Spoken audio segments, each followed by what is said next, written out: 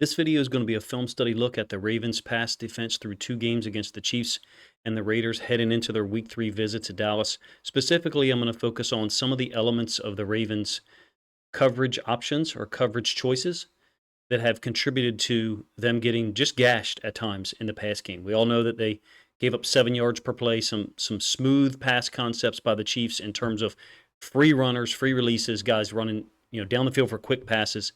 I think they've also had difficulty at times with teams who target Brandon Stevens often. There is an element of that. I don't know how often he's been targeted related to other corners in the league. I didn't look that up, but I know it was a significant number this past week against the Raiders. And there's some reasons for that that are systemic to what the Ravens do. And there's also some reasons to that might be related to Brandon Stevens and how he plays the game of football. Additional to that, when quarterbacks break contain or when the quarterback is in an unsettled situation, the Ravens seem to have difficulty, and it's across the board, matching up with offensive receivers or tight ends. Look, we do have 7 sacks through 2 games, and 6 different players are involved, so that's a positive. But right now, in some of these key moments, the Ravens' pass rush is just unable to get stops in those important moments. They did hold the Raiders to 33% in terms of third down conversion rate.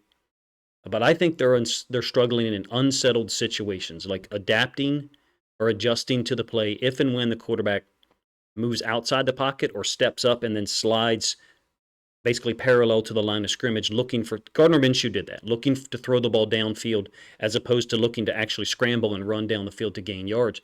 The Ravens' coverage guys in those moments I don't think are gathering themselves to the nearest receiver.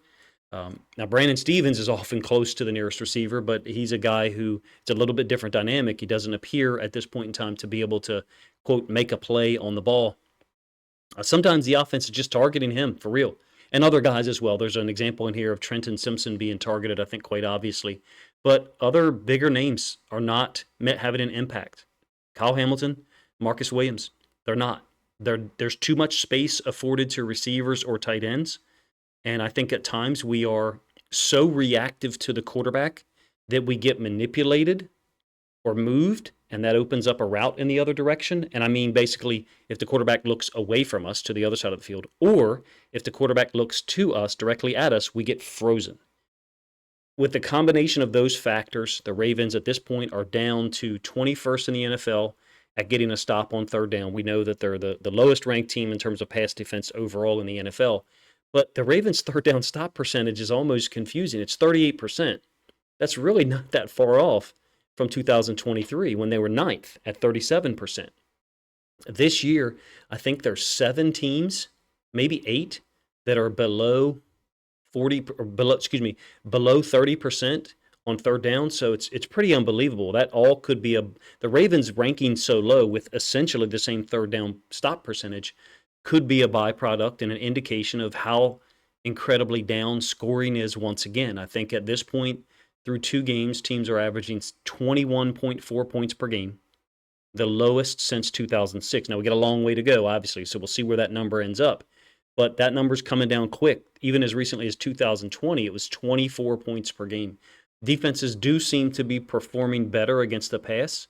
They're only allowing like 19.8 completions per game. Scoring is also down. So the Ravens' 38% on third down might have been more impressive last year, 2 years ago, 3 years ago. But to me right now, it has the feeling that we don't get off the field on third down, even though there are situations where we do.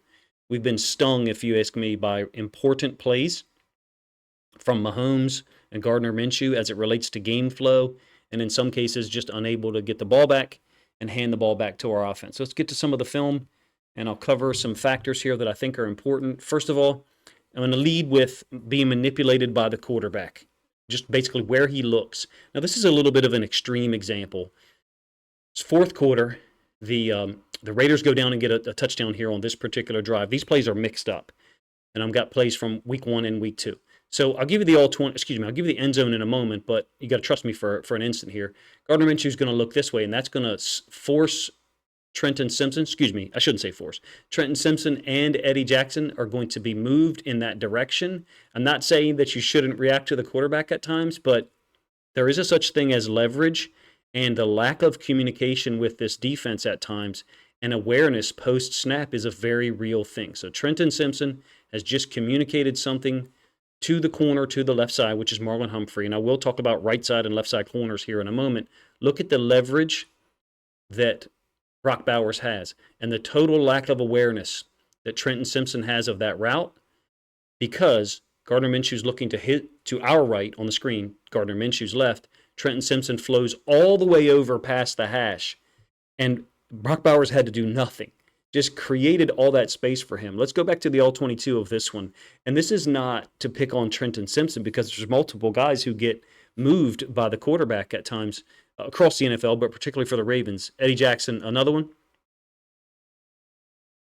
It's a vertical release by one. Obviously, Trenton Simpson has no way of knowing that, but both of these guys are just vacating space.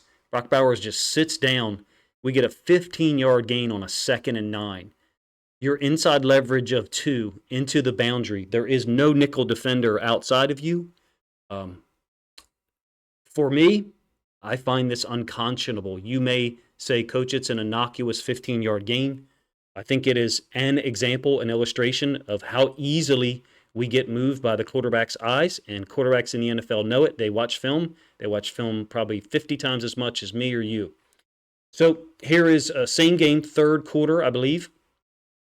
I think we actually get a stop on this drive.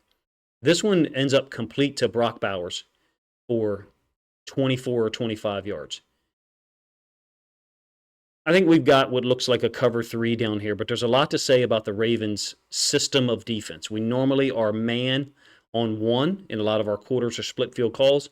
We have a play action to the running back. Kyle Van Noy is going to react to that. He thinks it's run, and so is Trenton Simpson. It's pretty obvious to me that the space that is afforded to Brock Bowers here ends up the area of the field that Simpson will be responsible for. This is not a criticism of Trenton Simpson. This is me talking about all of our eyes being on the quarterback with no awareness of the routes at all. And a receiver, in this case Brock Bowers, literally running right next to us. I'm not saying that Roquan Smith needs to be able to go defend that route. That's ridiculous. But I do not think we are playing pass defense very well at all from a route identification standpoint, from a pre-snap communication to post-snap actual movement standpoint. I think at times we are too reliant on staring at the quarterback. I would say from a professional football standpoint, which I have no real knowledge of, obviously no experience, it's lazy. It's a 3 deep, 3 under concept against the Raiders. So what I mean is 3 under here, potentially 3 deep guys. There's match principles here happening with the number 1 receiver, so it's not clean to call this a 3 deep, 3 under necessarily. This is a third quarter play. This is the same drive, in fact, where we get a stop. And you can see some communication because it's trips. So that changes things for Roquan and for Marcus Williams. Marcus Williams is going to basically take over the middle of the 3 under. So I'm calling Kyle Hamilton the right side hot 2, the middle 3 under, and the left side hot 2. And I could be wrong here. I'd be fine if other people want to interpret it in another way. We also have a pick stunt here by Trenton Simpson trying to pick the left guard such that Matabike can loop around. Forgive my illustration there if it's not really helpful. I don't have the end zone angle of this one. And Kyle Hamilton, to me, is not reacting to the route at all. Williams is reacting to the route and actually matching up. Kyle Hamilton is leaving a ton of space and reacting too late. It's a little difficult, though, to be too angry about this one because these 2 receivers in trips are basically in the same funnel. They're in the same seam as far as their alignment and as far as their initial release. I think Hamilton is just leaving way too much space there. You are hot 2 in a zone blitz if you accept me that this is a zone blitz. So if it was a 2x2 set and 2 was to run to the flats, you got to take that. Well, there is no 2 to the flats. 2 is inside. If maybe he's looking for a China out, God forbid this was like a drag or something like that, then we'd have Roquan having to handle it from the other side. My point is some of our guys are leaving way too much space. And from a professional standpoint, I think it is lazy to just stare at the quarterback the whole time and not match routes at all. This is the week before, A 4 to a side route by the Chiefs on a 2nd and 20. I believe it's after a hold on them, but I could be wrong. Oftentimes, we're playing so much man here that we're running with this, and you'll see an example later in the video of that actually happening, but it's 4 to a side. So you've got 4 receivers all up to the top side. And I want to talk about Hamilton for a moment, not matching routes. And perhaps you may not like the way I'm discussing this, but I think he sees the route and doesn't choose to defend it because he's worried about the quarterback. So number one, Kelsey is under, and Hamilton immediately looks to the route. Awesome. Gets his depth underneath, and then stares back at the quarterback to see if the ball was thrown. Oh, yeah, Mahomes is throwing the football. It's in between Roquan and Kyle Hamilton. There is a such thing as a no-cover zone from a depth standpoint. Travis Kelce's kind of in that no-cover zone, meaning he's running underneath. He's running in front of these defenders. NCZ, no-cover zone. There are also bubbles or pockets in your zone coverage. This is one of them, certainly. I think with no one else being on our side of the field, only one receiver, and the tight end disappearing, I'm talking about Kelsey, that Hamilton could be a little closer in defense there. If it sounds like I'm being overly focused on Kyle Hamilton, no worries. But I have multiple examples here of different players doing this, overreacting to their eyes. Here is one that's not reacting to the quarterback. This is obviously after the third down DPI on Brandon Stevens.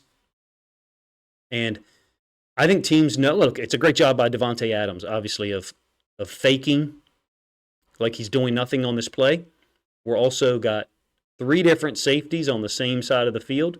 So we have tried to defend this formation based on something we saw before, probably RPO stuff, and Marlon is just now looking in the backfield when he's responsible for Davante Adams. I think you've got multiple examples here of guys either in man or in zone being lacking eye discipline, and I would say being undisciplined overall.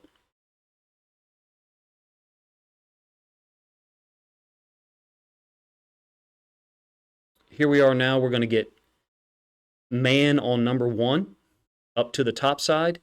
This ends up being the big completion to Pacheco for like 23 or 24 yards. The missed tackle by Malik Harrison obviously gets a lot of attention. A couple of things to talk about here from a Ravens standpoint. And I talked about this after the Chiefs game. We don't touch the tight end at all, number 1. Number 2, teams pick up on the fact that we play man so much to number 1, meaning Brandon Stevens. And therefore, they could, A, determine matchup or just basically clear him out at times and create space. This is later in the progression, obviously, but this is designed. And by the way, Kyle Van Noy did get a hit on Patrick Mahomes, so I understand if you want to say, Coach, I don't want him jamming the tight end. I want him rushing the passer. I would like to impede routes more. I think that has been that's a concern of mine through 2 weeks, is that we always choose to not impede routes. So getting back to man on 1 and teams scheming up, it's a good thing to have right and left corners, don't get me wrong, because then you as the corner to the left or to the right, you are used to a particular technique on a particular side. The only caveat to that would be now the defense knows where we are. So when we do have Wiggins healthy, I think it would be beneficial to sometimes mix this up and put Wiggins over here, Stevens on the outside, and Marlon in the slot as the nickel. Moving around, changing the pre-snap look of our defense by personnel. Because I think at this point, I don't see any route being run here that looks threatening at all. Basically, to me, this is 3 being handled by the backside safety, which is, I think it's Brock Bowers being handled by the backside safety and Roquan. And then as a result, Minshew directly goes to the backside X. It's a 3rd and goal from the 17. You guys know what I think of this coverage option. They know where Brandon Stevens is going to be. I think to expect Brandon Stevens to be able to stop Davante Adams for 4 quarters is unrealistic at this point. You're talking about a just different level of football player, a different level of talent. Teams know the coverage they're going to get. They know the matchup they can create just by formation. Let's do this the opposite way to give us the benefit of the doubt. Let's say that we double over here. Well, now we still do have a problem we have Roquan trying to match up with, I think that's Brock Bowers in the middle of the field. Theoretically, Brock Bowers could try to run onto some space here, maybe more so in this area, and Gardner Minshew could try to throw the football. Or alternatively, he could push off, run vertical, and then check up underneath, and Roquan would have to make a tackle before Brock Bowers was able to get into the end zone. So you're oftentimes you're stressed or put in conflict by the offense. That's obvious, right? But to me, this seems like the most obvious choice to try to avoid. And talking about the DPI, how questionable it was, whatever. My point here is to talk about the coverage choices we're putting on film for teams to rely on in certain situations. And look, they do target Brandon Stephens a lot. That's a fact. At least the Raiders last week. I don't know the numbers from last year, how often he was targeted. And I'm talking about man. I'm not necessarily talking about zone, because I reject a lot of targets in zone because oftentimes it's determined by the routes. Man is not. Maybe it's quarterback choice. Maybe he's told something in the huddle. This is an example of what I think Stephens does well in terms of the initial coverage. Whether it's a man, now this is cover 3, but he's playing man on the backside. So it's a 3-by-1 route, 3-by-1 formation, excuse me. The running back is in the pistol, so it's not like there's, the potential for a wheel by the running back and, a snag by the corner, by the number 1, which would draw and hold our corner. He normally does a nice job with the initial coverage. That's pretty obvious. He's got the speed to run with guys. Not able to do anything in this area here in terms of reacting to the ball. It's a high standard to be able to do that, depending on where the ball is thrown. If someone puts it in a good location, which this one obviously was for Davante Adams to be able to go get, it's a difficult skill to be able to master. Another one, I like Stephens in this leverage relationship more, not necessarily off, but with his butt or back to the sideline and his eyes to the inside, able to see routes, but also feel or sense the route by Davante Adams. Now, here we are not making plays at all. These unsettled situations, and clearly NFL teams know this. In this particular instance, we blitz, I think it's Simpson. And so Minshew is out of here to the left-hand side. This is a 1st and 10, by the way. A lot of these reps here on this cut up are actually 3rd down. And look, sometimes you just have to give credit for the throw. Davante Adams making a catch downfield. There's not really much that Brandon Stephens will be able to do there unless he's absolutely stuck to him. There are points in time where he is stuck to the receiver, and then he loses them. And you'll see another example here in a moment against Travis Kelce the week before.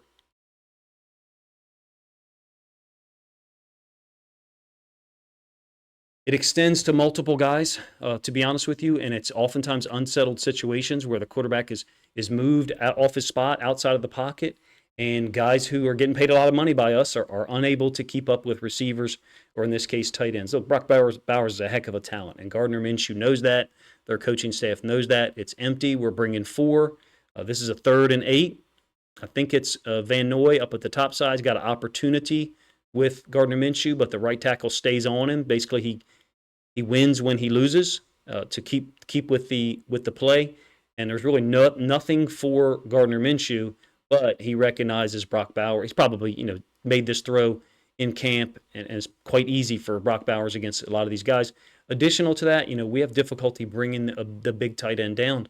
I think that Hamilton and Marcus Williams have got to step up. I think they've got to be in better relationship with the receivers and tight ends, tighter, and make those throws a higher level of difficulty.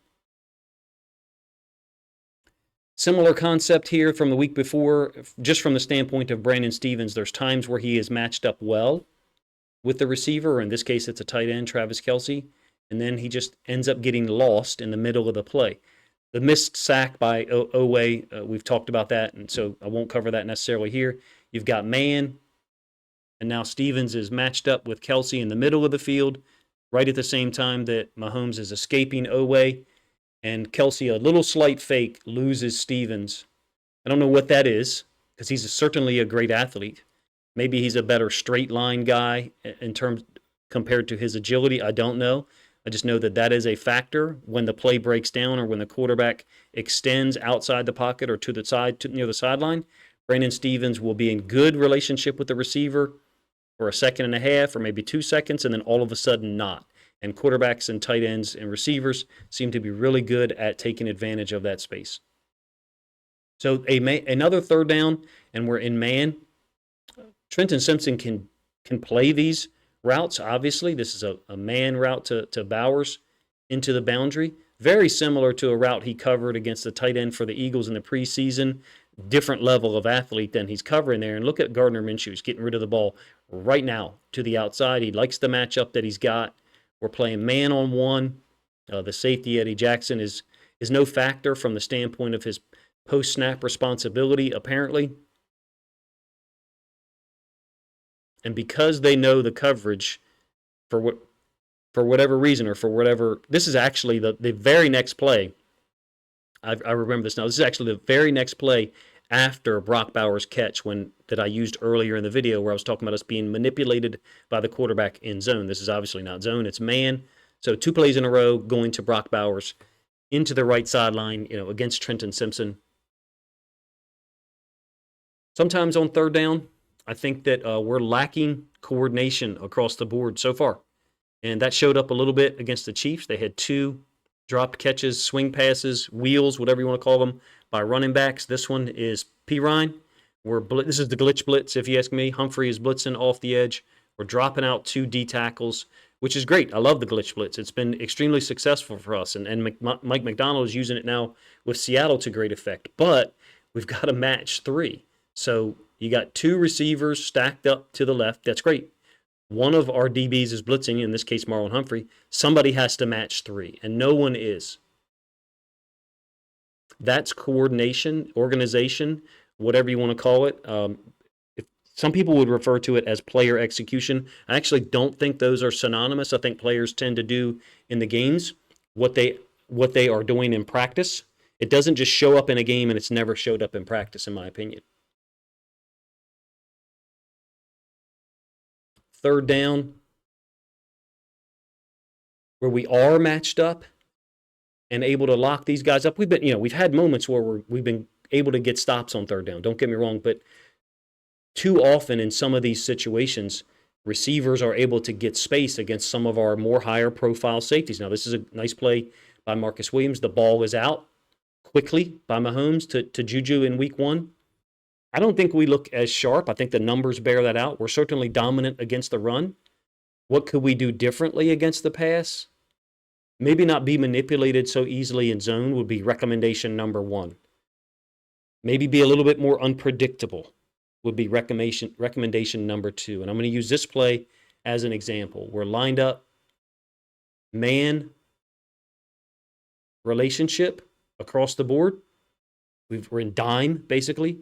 We've got another safety in, Ardarius Washington, along with Kyle Hamilton. So you would think that man or some type of man free on the motion, we shift and we go into a Tampa 2.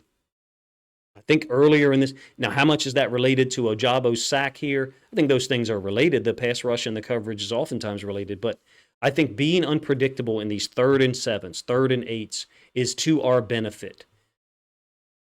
Eddie Jackson, is he going to be able to play back there at the 3rd level? Look, I even have questions right now about how well Marcus Williams is playing. So if you want to question Eddie Jackson, go right ahead. Because at this point in time, the entirety of what we're getting back here is questionable on these third downs, in my opinion. Now, look, we're at 38%. So I understand if people want to say, Coach, that's pretty good. The numbers that I saw this morning when I looked it up, we're 21st in the league in that department. I believe the Steelers are at 19% on defense. I think maybe it's not the Bills. Someone else is at 23. There's a whole bunch of teams between 25 and 28% in terms of you're only converting 25% of third downs against them. So 38 doesn't look bad compared to what we had last year. Are those other teams' numbers going to stabilize or normalize over the course of 17 games? Probably. I think in third down we could be in a better look. And in fact, I think this happens to be a 3rd and 8. Certain guys should be on the field in pass rush situations, and certain guys should not. And we'll start from the inside out. Travis Jones, Justin Madubuike, yes. Broderick Washington, Michael Pierce, probably not. No. Kyle Van Noy, Odafe Owe, David Ojabo? Yes to all three. Am I saying that we should have 6 DBs and 3 outside linebackers on the field on 3rd and 8? Damn right. Because too many times we've seen guys unable to finish the play. I feel like Ojabo, Owe, and Kyle Van Noy are all playing well. Feel free to let me know in the comment section what you think. They've all contributed at different times through 2 games. We are closer than probably a lot of my commentary has made it sound in this video, but I intentionally focused on certain elements and certain guys. Hamilton and Marcus Williams got to play better, in my opinion. We know teams are going to target Brandon Stephens. We know that. Wouldn't you?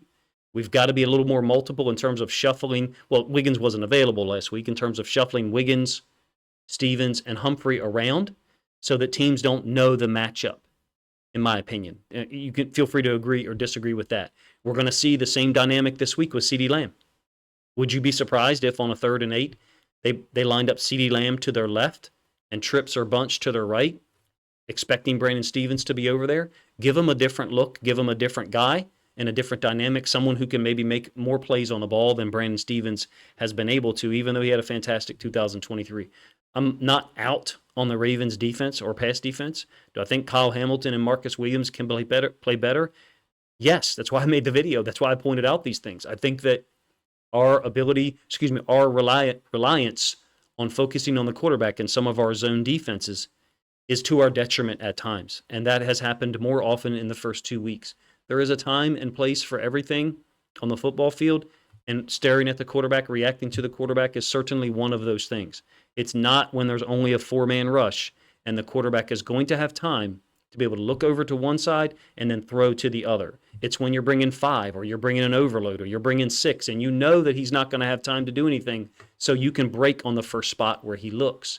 I think we look a little unsharpened in terms of being the tip of the spear in pass defense, and when we do get someone in 3rd and 7 or 3rd and 8, I think we need to be in the top 10 in terms of stop percentage. 38% right now doesn't sound terrible compared to historic NFL trends, but compared to what we're seeing across the rest of the NFL, like I said, it's 21st or 22nd in the league.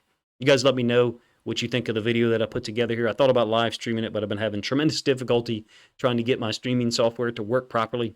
So I wanted to put this one out on a Friday before I get to my Cowboys previews. I think it's going to be a tremendous challenge for our defense, to be honest with you. Looks very similar to the Raiders game in this aspect. I would expect us to stop or slow down the run game and then be put in a lot of these known passing situations that the Raiders were able to take advantage of in the 3rd and 4th quarter on Sunday. Appreciate you guys' time, man. Let me know what you think of the video in the comment section, what you think of some of my observations and the plays that I chose to illustrate the dynamic or the elements that I'm talking about that we've struggled with that have been the difference between being 1-1, 0-2, or maybe even 2-0.